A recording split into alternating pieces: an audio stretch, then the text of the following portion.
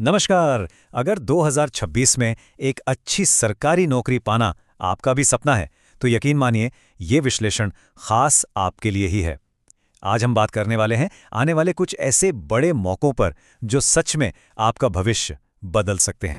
तो चलिए बिना किसी देरी के सीधे मुद्दे पर आते हैं। साल 2026 में कितनी सरकारी नौकरियां आने की उम्मीद है? अंदाजा लगाइए। 25,000 से भी ज्यादा। जी हां, ये सिर्फ एक नंबर नहीं है, ये इस बात का सबूत है कि आने वाला साल उम्मीदवारों के लिए कितना बड़ा, कितना सुनहरा मौका लेकर आ रहा है। तो आज हम किन किन चीजों पर बात करेंगे? सबसे पहले देखेंगे 2026 का पूरा जॉब आउटलुक। फिर हम रेलवे भर्ती की गहराइयों में उतरेंगे। इसके बाद बैंकिंग ऑफिसर बनने के रास्ते को समझेंगे। फिर देखेंगे कि इन सब परीक्षाओं का पैटर्न क्या है। और आखिर में सबसे जरूरी बात, आपके लिए क्या है फाइनल टेक अवे। ठीक है, तो चलिए शुरू करते हैं। सबसे पहले एक बड़ी तस्वीर देखते हैं कि 2026 में सरकारी नौकरियों का पूरा माहौल कैसा रहने वाला है। अब ये जो मौकों का बंटवारा है ना, ये बहुत दिलचस्प है। देखिए, रेलवे, बैंकिंग और हाँ, एसएससी, ये सारे बड़े विभाग मार्च-अप्रैल 2026 के आसपास ही भर्तियां निकालने वाले हैं। जरा सोचकर देखिए, एसएससी में 8,000 से भी ज्यादा पोस्ट्स, रेलवे में 5,000 से ज्यादा और बैंकिंग में 3,000 से ऊपर। मतलब चारों तरफ मौके ही मौके हैं। चलिए अब जरा और गहराई में चलते हैं और बात करते हैं सबसे बड़ी भर्ती की। जी हां, रेलवे की। आइए देखते हैं कि रेलवे रिक्रूटमेंट बोर्ड का जो नोटिफिकेशन है वो तैयारी करने वालों के लिए क्या खास लेकर आया है। ये नंबर, ये अपने आप में एक पूरी कहानी है। 22,195 सिर्फ और सिर्फ आरआरबी ग्रुप डी में 22,195 नौकरियां। मतलब ये सरकारी नौकरी की तैयारी करने वालों के लिए किसी सुनहरे मौके से कम नहीं है ना? और हाँ, एक और अच्छी बात यह है कि ये नौकरियां सिर्फ किसी एक तरह की नहीं है। इनमें बहुत वैरायटी है, अलग अलग रोल्स हैं। मतलब ट्रैक मेंटेनर से लेकर पॉइंट्समैन तक। इसका सीधा सा मतलब यह है कि लगभग हर किसी के लिए यहां कुछ ना कुछ है। तो सवाल उठता है कि इस नौकरी को पाने का रास्ता क्या है। देखिए, ये एक 4 स्टेप की प्रक्रिया है। पहला स्टेप है कंप्यूटर पर होने वाला टेस्ट यानी सीबीटी। इसके बाद होगा आपका फिजिकल एफिशिएंसी टेस्ट यानी पीईटी। फिर तीसरे नंबर पर आता है डॉक्यूमेंट वेरिफिकेशन और आखिर में होता है मेडिकल एग्जाम। और अब आती है सबसे अच्छी बात। जानते हैं क्या? इसके लिए क्वालिफिकेशन क्या चाहिए? सिर्फ 10वीं पास या आईटीआई बस।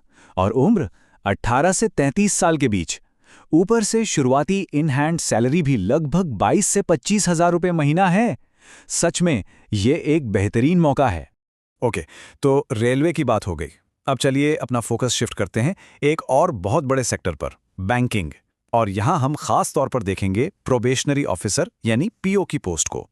ये असल में बैंक में एक ट्रेनी मैनेजर की पोस्ट होती है और ये मौका है खास तौर पर ग्रेजुएट्स के लिए। अब जरा इस नंबर को देखिए। वाह, एक आईबीपीएस पीओ की नेट मंथली सैलरी लगभग 76,430 रुपये हो सकती है। इससे साफ पता चलता है कि यह करियर फाइनेंशियली कितना ज्यादा रिवॉर्डिंग हो सकता है। अच्छा, तो एक बैंकिंग ऑफिसर बनने के लिए आपको 3 पड़ाव पार करने होंगे।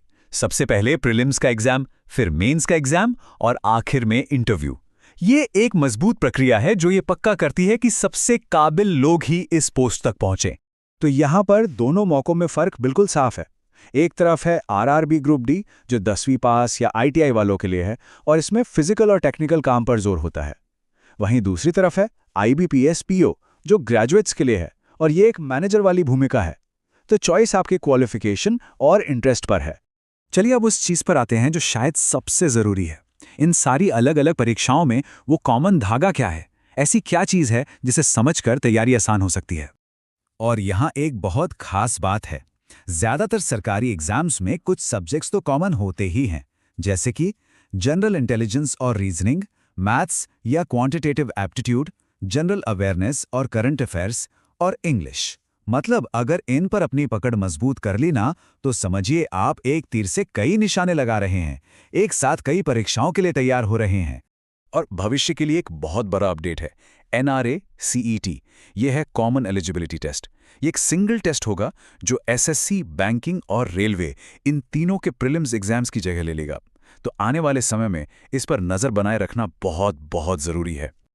और जैसा कि आप देख सकते हैं, सीईटी का जो पैटर्न रहने वाला है उसमें भी वही कोर सब्जेक्ट्स हैं, जनरल अवेयरनेस, रीजनिंग, मैथ्स और लैंग्वेज। और ये तीनों लेवल पर होंगे, 10वीं, 12वीं और ग्रेजुएशन।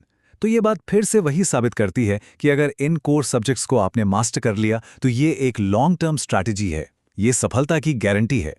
तो चलिए अब सारी बातों को एक साथ जोड़ते हैं। इसका फाइनल टेक अवे क्या है? आपकी तैयारी के लिए इसका क्या मतलब है? ये लाइन सब कुछ बयां कर देती है।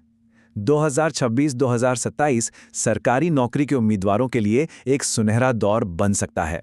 और ऐसा क्यों?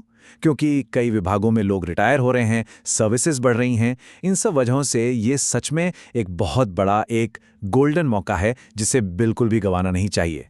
तो अब रास्ता तो बिल्कुल साफ है। अब सवाल यह है कि इन मौकों में से कौन सा अवसर आपके लक्ष्य के साथ मेल खाता है, आपकी क्वालिफिकेशन और आपके सपनों के हिसाब से कौन सा रास्ता आपके लिए सही है। ये सोचने का और अपनी तैयारी के सफर पर निकलने का वक्त है। आपके भविष्य के लिए ढेर सारी शुभकामनाएं।